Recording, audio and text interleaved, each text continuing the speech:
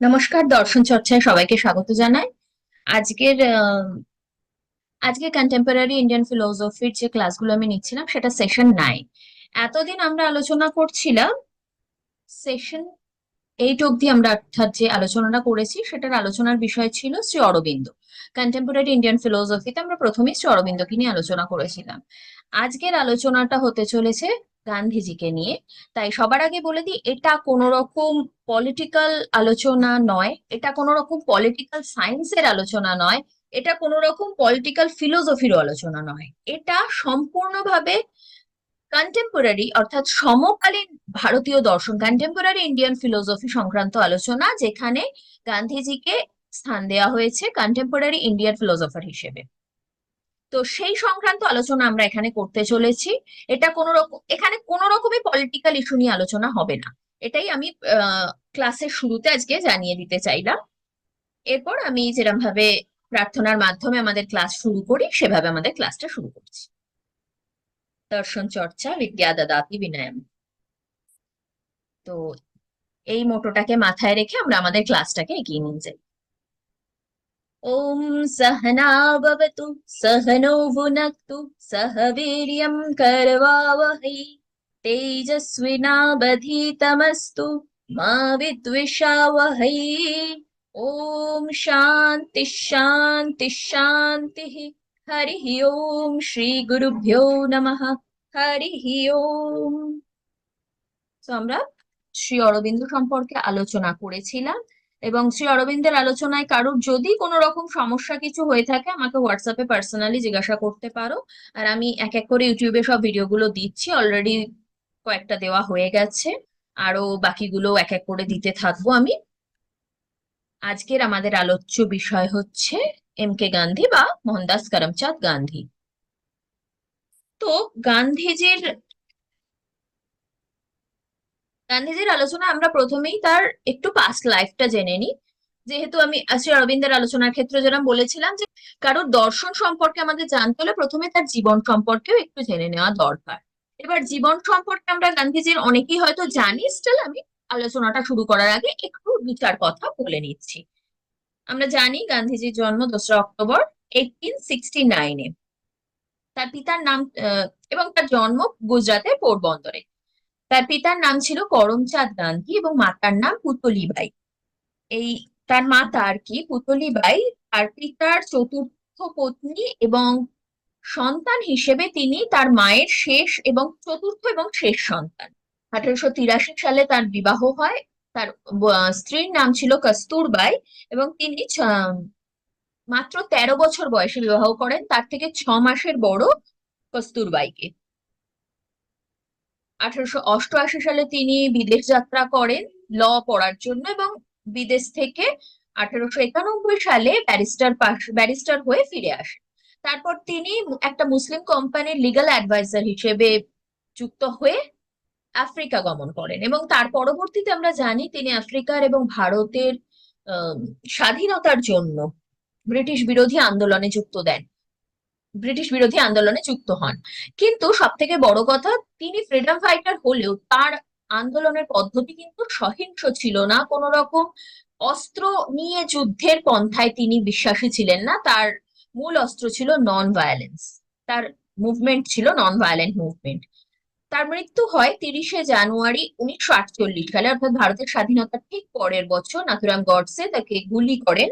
1948 সালে 30শে জানুয়ারি নিউ দিল্লির বিড়লা হাউসে প্রাত্যহিক প্রার্থনা সভায় যাওয়ার পথে 5টা 10 মিনিটে নাথুরাম গডসের গুলিতে তিনি প্রাণ হারান।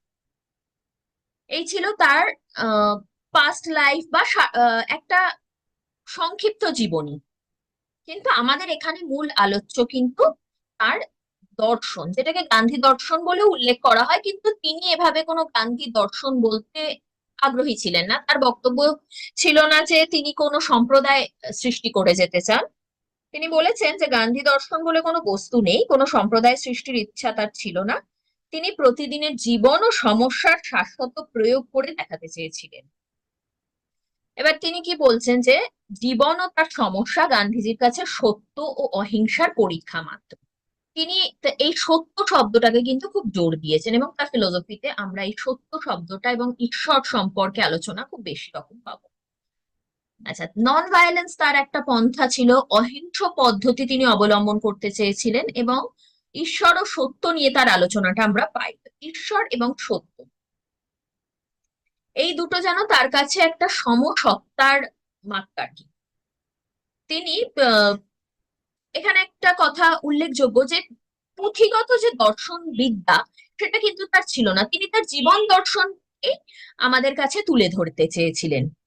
এবার এখানে কয়েকটা পয়েন্ট একটুখানি আমি বলছি যেগুলো আমার স্লাইডে মেনশন করা নেই।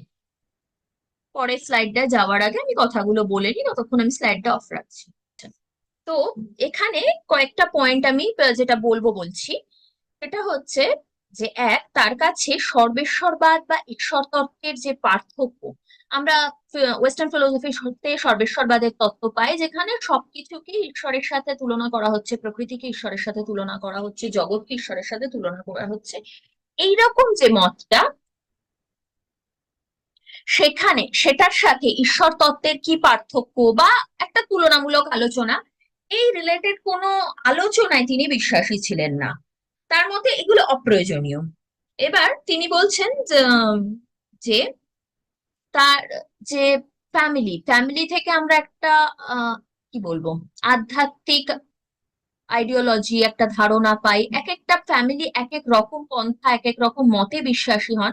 তো তার বিশ্বাস ছিল বৈষ্ণবদের মতো। এবার বৈষ্ণবরা সাধারণত বেদ উপনিষদে বিশ্বাস করেন, এবং তাদের ধারণাটা অদ্বৈত ভাবনার থেকে ভিন্ন। অদ্বৈত বেদান্তি ছিলেন শঙ্করাচার্য, আমরা খুব ভালো করে জানি, এবং তিনি নির্গুণ ব্রহ্মের যে সত্য সেটা নিয়ে আলোচনা করেন। বৈষ্ণবরা কিন্তু জগতের সত্যতা স্বীকার করেছেন। অদ্বৈত মতে আমরা মুক্তির উপায় কি পাচ্ছি, জ্ঞান মার্গ, এবং আমরা যখন বৈষ্ণব মত দেখছি সেখানে কিন্তু ভক্তি মার্গের উল্লেখ করা হচ্ছে। এবার এই যে মতগুলো, এইগুলো ক্লাসিক্যাল ইন্ডিয়ান ফিলোসফিতে প্রাচীন কাল থেকে চলে আসছে। আমরা আহ পুঁথি গ্রন্থ পাঠ করে, সেগুলো পাঠের মাধ্যমে এসব সম্পর্কে জানতে পারি, কিন্তু গান্ধীজির যে মত সেটা কিন্তু এই পুঁথিগত বিদ্যার মধ্যে আটকে ছিল না, তিনি এই পাঠের থেকেও বেশি প্রায়োগিক দিককে গুরুত্ব প্রদান করেছেন। তার মতে এই যে ঐশ্বরিক দর্শন, সেটা ছিল আস্তিকতামূলক চরিত্রের। এক সময় তিনি অদ্বৈত মতের ন্যায় সত্যের নির্গুণ চরিত্র নিয়ে কথা বলতেন। এখানে উল্লেখযোগ্য যে তিনি সত্য নিয়েই কথা বলতেন, সত্যের নির্গুণ চরিত্র কিরকম হতে পারে সেটা নিয়ে আলোচনা করতেন। তার মতে প্রকৃত ঈশ্বর বিশ্বাসীর ঈশ্বর ভক্তির কাছে তাত্ত্বিক সগুণ নির্গুণ বিভাজন অর্থহীন, অপ্রাসঙ্গিক।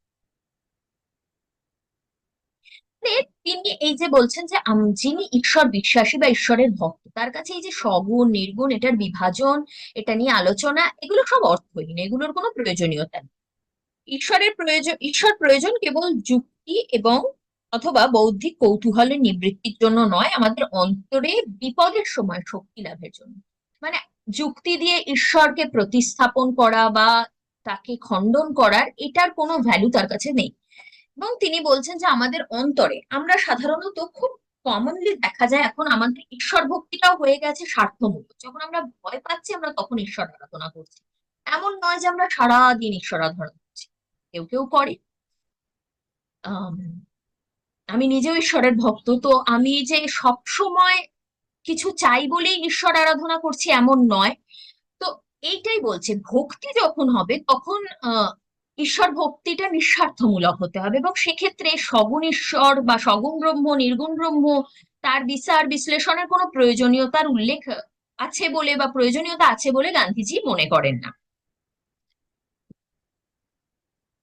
আর বর্তমানকালীন যেটা বলছিলাম, যে বর্তমানকালে একটা মানুষের টেন্ডেন্সি হয়ে গেছে যে যখন আমাদের কিছু দরকার আমরা তখনই কেবল ঈশ্বর আরাধনা করব, কাজ হয়ে গেলে ভালো, না হলে অন্য কোনো ঈশ্বরের পূজা করব। এইরকম একটা টেন্ডেন্সি হয়ে গেছে, মানে এখানেও নিঃস্বার্থ যে ভক্তির আরাধনা, সেটার পরিবর্তে গিয়ে শুরু হয়ে গেছে স্বার্থ যুক্ত ঈশ্বর আরাধনা। সেটার কথা কিন্তু এখানে আমি বলছি না। আর গান্ধীজির মতে এই যে ঈশ্বরের আলোচনা বা ঈশ্বর সম্পর্কে একটা বিচার বিশ্লেষণ, এসবের কিছুরই প্রয়োজন নেই, কারণ আমাদের অন্তরের যে ভাব, তার মতে সেটাই ঈশ্বর আরাধনা। তো তো তিনি এখানে দুটো কথা বলছেন, যে প্রথমত সার্বিক সত্যের অনুসন্ধান করতে গিয়ে তিনি ঈশ্বরের সন্ধান, যখন আমরা সত্যকে খোঁজার চেষ্টা করি আমরা ঈশ্বরের সন্ধান পাচ্ছি। এবং দ্বিতীয়ত ঈশ্বরকে সত্য বলে তিনি ব্যাখ্যা করেছেন, কারণ ঈশ্বরই একমাত্র অস্তিত্বশীল। মানে তিনি ঈশ্বর আর সত্যকে সমভাবাপন্ন বলেছেন। আমরা যখন সত্যকে খুঁজতে যাচ্ছি এন্ডে গিয়ে আমরা ঈশ্বর পাচ্ছি, এবং ঈশ্বরকে তিনি সত্য বলেই উল্লেখ করছেন, মানে ঈশ্বরই সত্য। সত্য গান্ধীজির কাছে ঈশ্বরের কোনো গুণ নয়। আমরা যারা অদ্বৈত বেদান্তে দেখতে পাই ঈশ্বরের বা ব্রহ্মের স্বরূপ রূপে সচ্চিদ আনন্দের কথা বলা হচ্ছে, ঠিক সেরকম ভাবে গান্ধীজি ঈশ্বরকে সত্য বলে উল্লেখ করছেন, তার কোনো গুণ হিসেবে ঈশ্বরকে ব্যাখ্যা করছেন। এর পরবর্তীতে তিনি কি বলছেন, যে পরবর্তীকালে তিনি তার পূর্ব অভিমত ঈশ্বরই সত্য এটাকে বদলে দেন, এবং বদলে দিয়ে কি বলে, সত্যই ঈশ্বর। প্রথমত তার কমেন্টটা ছিল ঈশ্বরই সত্য, এবং পরবর্তীতে হয়ে যায় সত্যই ঈশ্বর। এবার এটাই পার্থক্য কি, তখন আমরা ঈশ্বরই সত্য বলছি, তখন কি হয়ে যাচ্ছে, যারা ঈশ্বর মানেন তারা বলবেন ঈশ্বর সত্য, আর যারা ঈশ্বর মানেন না তারা ঈশ্বর সত্য এই বক্তব্যটাকে কিন্তু অ্যাকসেপ্ট করবে না। কিন্তু গান্ধীজি যখন বলছেন যে সত্যই ঈশ্বর, তখন তার বক্তব্য হচ্ছে এটা যেরকম একাধারে ঈশ্বর বিশ্বাসীরা মানছেন, অপরপক্ষে এই কথাটা তার অবিশ্বাসীরাও মানতে বাধ্য, কারণ তারা সত্যকে অস্বীকার করতে পারবেন না।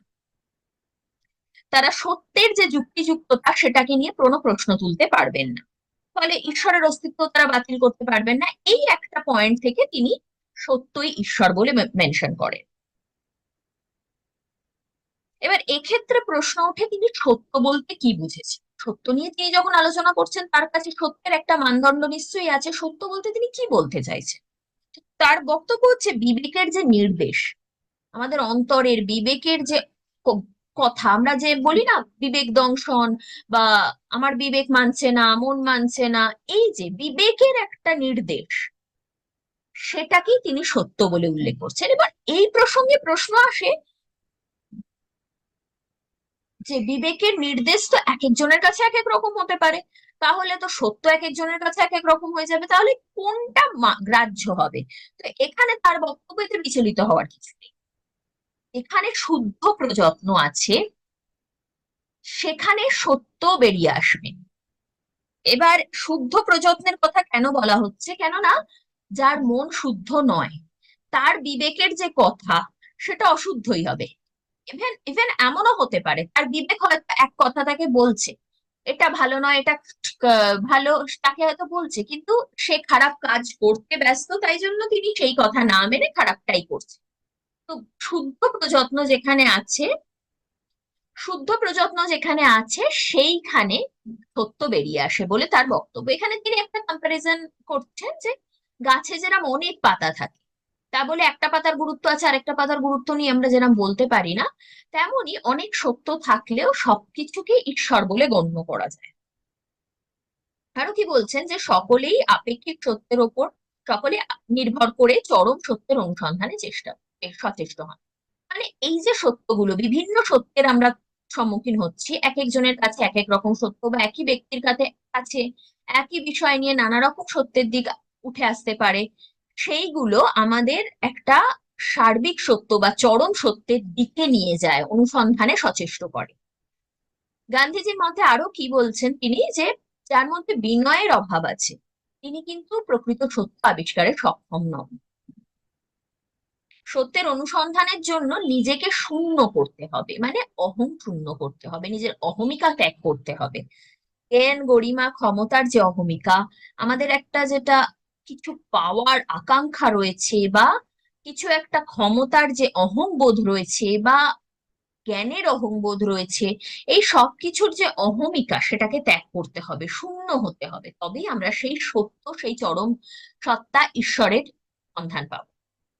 এবার এ প্রসঙ্গে ঈশ্বরের অস্তিত্বের প্রমাণ তার কাছে কি, এই প্রসঙ্গটা এসে যায়। এবার সমালোচকরা বলেন যে তিনি অন্তরের ভাবের কথা বলেছেন, তিনি কোনো যুক্তি প্রদান করেন, কিন্তু তার বিভিন্ন কথার মাধ্যমে বিভিন্ন ভাবে কিন্তু যুক্তিগুলো এসে যাচ্ছে।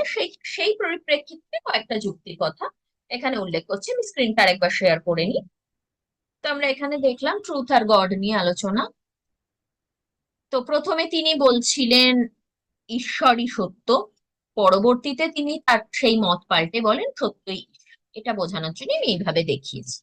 এবার তার আর্গুমেন্ট গুলো কি? প্রথম হচ্ছে, আমরা আদি কারণ বিষয়ক একটা যুক্তি পাচ্ছি। In order to put an end, put an end বলতে কি বোঝাচ্ছে, এই লাইনটা আমি আমার মতন করে বোঝানোর হিসেবে লিখেছি। পুট অ্যান এন্ড বলতে বোঝাতে চাইছি যে আমি অস্তিত্বশীল, মানে তিনি কিভাবে বলতে চেয়েছেন আমি অস্তিত্বশীল, আমার পূর্বপুরুষ অস্তিত্বশীল, তার পূর্বপুরুষ অস্তিত্বশীল, এইভাবে পরম্পরাগত ভাবে আমরা পূর্বপুরুষ পূর্বপুরুষ পূর্বপুরুষ পাচ্ছি। কিন্তু একটা পয়েন্টে গিয়ে যদি এন্ড না করা হয়, এটা ইনফাইনাইট রিগ্রেস হয়ে যাবে, অনবস্থা দোষ যেটাকে বলে ফিলসফিতে। তো সেই কারণে আমাদের একটা আদি কারণের প্রয়োজন, যার থেকে সবকিছু শুরু হয়েছে। এই পূর্বপুরুষ পূর্বপুরুষ পূর্বপুরুষ চলতে চলতে একটা জায়গায় গিয়ে আমাদের স্টপ হতে হয়। একটা কোনো পাওয়ার থেকে সবকিছু সৃষ্টি হয়েছে, কারণ আমরা সাধারণত বাহ্য জগতে দেখছি যা কিছু রয়েছে সেটা কেউ না কেউ সৃষ্টি করেছে।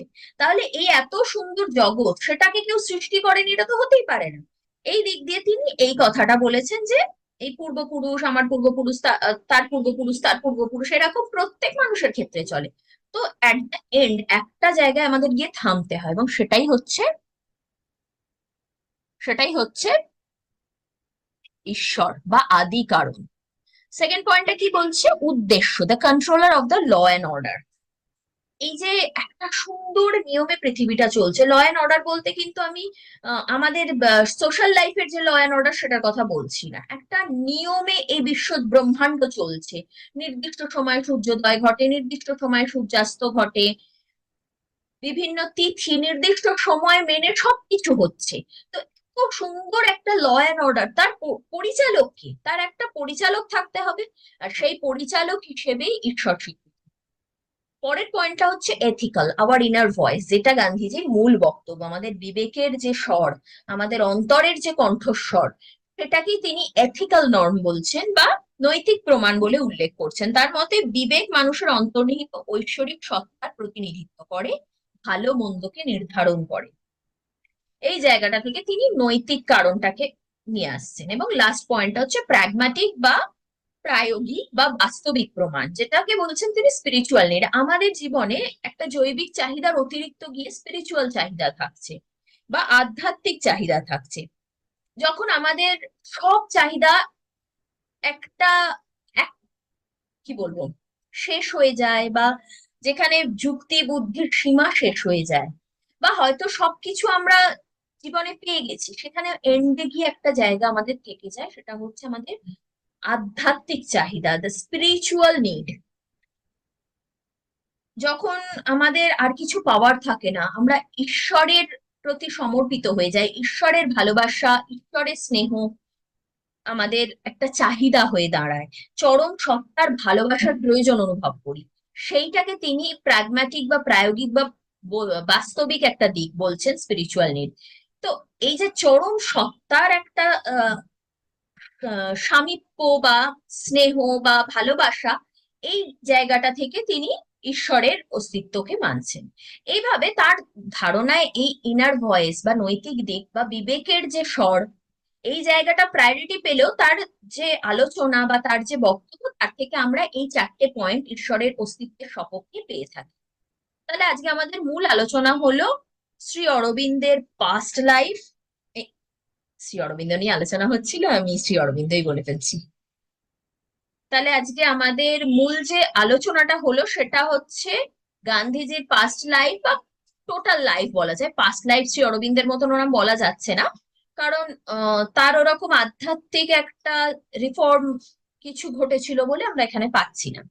এখানে 2রা অক্টোবরে তার জন্ম, 1869, তারপর 1948-এ তার মৃত্যু। এর মধ্যে যা যা তার লাইফে ঘটেছে অতি সংক্ষেপে আমরা দেখলাম। তার পরবর্তীতে আমরা চলে যাচ্ছি সরাসরি তার যে ফিলোসফি অফ লাইফ, জীবনের দর্শন বা জীবনের একটা সমস্যার সমাধানে দর্শনের প্রয়োজনীয়তা, সেইখানে।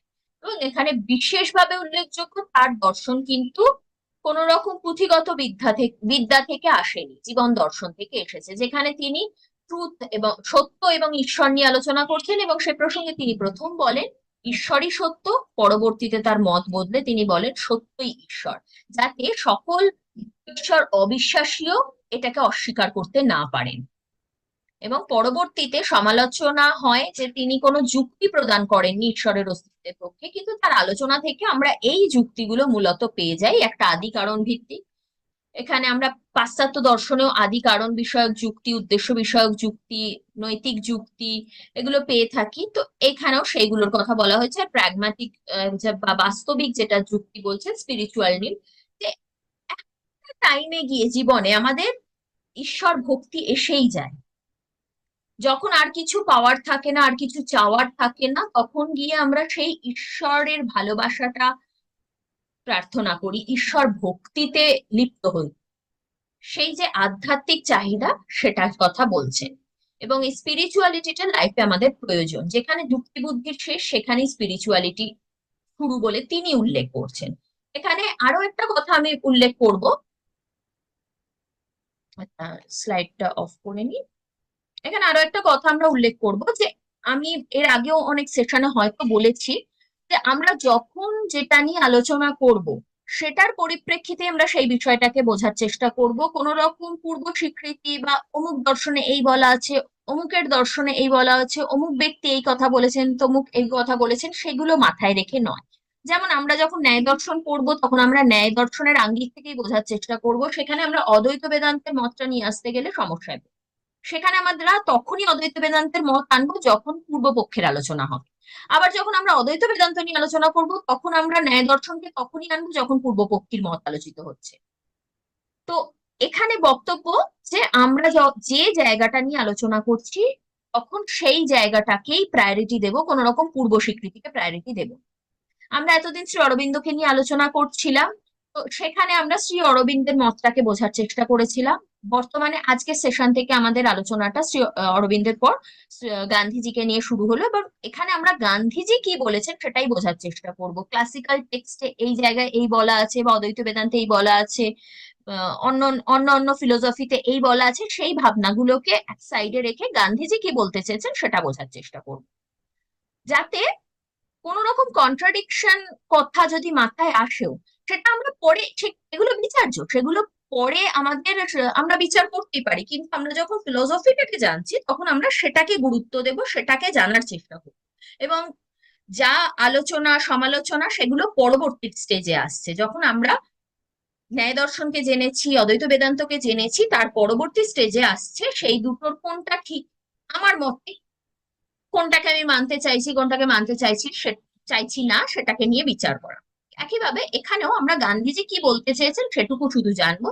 এখানে আমরা কোনো বিচার বিশ্লেষণে যাচ্ছি না। কারোর যদি কিছু মনে হয় সেটা নিয়ে সে তার পরবর্তী স্টাডিজ কন্টিনিউ করতে পারে, কিন্তু এখানে কারোর যদি কোনো কিছু মনে হয় যে এটা তো ক্লাসিক্যাল টেক্সটে এই বলা আছে, এটা তো ক্লাসিক্যাল টেক্সটে এই বলা নেই, এই এরকম কোনো বিরোধ যাতে না আসে। এটা বলার উদ্দেশ্য হচ্ছে ক্লাসিক্যাল টেক্সটের থেকে অনেকটা ভিন্ন ভাবেই গান্ধীজি তার দর্শনকে আহ, উল্লেখ করেছেন। এখানে মূলত এই যে পুঁথিগত বিদ্যা, মন্ত্রপাঠ, পূজা পাঠ, সেগুলোকে তিনি অতটা গুরুত্ব দেননি, তিনি অন্তরের যে স্বর সেটাকে প্রায়োরিটি দিয়েছেন। আচ্ছা, পরবর্তী যে সেশন গুলো গান্ধীজি সম্পর্কে আমরা পড়বো সেখানে আমরা জগতের স্বরূপ সম্পর্কে জানবো, মানুষের স্বরূপ সম্পর্কে জানবো, গান্ধীজির মতে এগুলো কি সেইটা জানবো।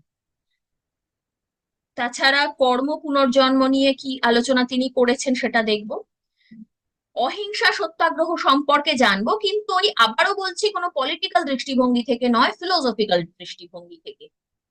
লক্ষ্য ও উপায়ের দর্শন, ধর্ম নৈতিকতা, ধর্ম ও ধর্মের পথ, এইগুলো সম্পর্কে জানবো। স্বরাজ, রাষ্ট্র, ব্যক্তি, বিকেন্দ্রীকরণ, আদর্শ রাষ্ট্র, সর্বোদয় আর শিক্ষা, এইগুলো সম্পর্কে গান্ধীজি কি মত ব্যক্ত করেছেন সেগুলো জানবো। আজকে গান্ধীজির দর্শন সম্পর্কে একটা ইন্ট্রোডাক্টরি ক্লাস হলো, সেশন 9। আরো সম্ভবত 5টা সেশন লাগবে, যদি তার কমে হয়ে যায় খুব ভালো, না হলে মিনিমাম 5টা সেশন লাগবে, বেশি না করার আমি চেষ্টা করব। আমি আরেকটু এক্সট্রা ক্লাস নিয়ে যাতে সিলেবাসটা শেষ হয়ে যায় অঞ্জনে, সেটার চেষ্টা করব। যতটা তাড়াতাড়ি পসিবল হয় সিলেবাসটা সেক্ষেত্রে শেষ করানোর চেষ্টা করবো। আর তারপর স্বামী বিবেকানন্দ আর রবীন্দ্রনাথ ঠাকুর সম্পর্কে যে আলোচনাটা, পরবর্তীতে করব। কারণ মূলত এই যে আলোচনাগুলো সেগুলোর মধ্যে অঞ্জনের সিলেবাসে তার আগে অবধি রয়েছে, মানে উম, গান্ধীজির আলোচনার পর আমাদের আর তিনটে আলোচনা করতে হবে: আম্বেদকর, কৃষ্ণচন্দ্র ভট্টাচার্য আর রাধাকৃষ্ণন, যেটা টাইমের মধ্যে শেষ করতে হবে। আর বাকি স্বামী বিবেকানন্দ আর রবীন্দ্রনাথের আলোচনাটা আমরা তার পরবর্তীতেও করতে পারি, সেটা নিয়ে কোনো সমস্যা হবে না। তো এটাই বলার ছিল। আজকে সেশনটা এখানে শেষ করছি। কারুর যদি আজকের ক্লাস নিয়ে বা শ্রী অরবিন্দের আলোচনা নিয়ে কোনো প্রশ্ন থাকে, 5 মিনিট সময় আছে, একটু প্রশ্ন করলে করতে পারেন। অঞ্জন, তোমার কিছু প্রশ্ন আছে? তুমি যে প্রশ্নগুলো আমাকে পাঠিয়েছিলে আমি তোমাকে উত্তর দিয়ে দিয়েছি। আরো কোনো প্রশ্ন থাকলে হোয়াটসঅ্যাপে জানিও। আর কেউ কিছু বলছে না, মনে হচ্ছে কারুর কোনো প্রশ্ন নেই। কারুর কোনো প্রশ্ন থাকলে আমাকে হোয়াটসঅ্যাপে লিখে পাঠাবেন। আজকে সেশনটা তাহলে এখানেই শেষ করছি। ওম পূর্ণমদঃ পূর্ণমিদং পূর্ণাৎ পূর্ণমুদচ্যতে পূর্ণস্য পূর্ণমাদায় পূর্ণমেবাবশিষ্যতে।